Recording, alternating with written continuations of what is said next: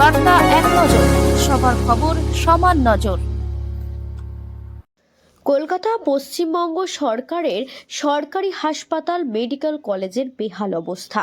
সাধারণ মধ্যবিত্ত রোগীরা বাথরুমে গেলে বাথরুমের গায়ে কোনো পয়সা লেখা উল্লেখ নেই, অথচ বাথরুমে সাধারণ প্রস্রাব করলেও 5 টাকা করে নিচ্ছে ও স্লিপও দিচ্ছে না। 5 টাকা ছাড়া বাথরুমে ঢুকতে দিচ্ছে না, এমনকি রোগীদের থেকেও 5 টাকা করে আদায় করছে, অথচ পরিষেবা বিনামূল্যে।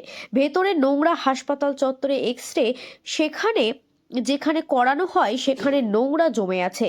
সাধারণ রোগীদের সাথে বাজে ব্যবহার করা হচ্ছে।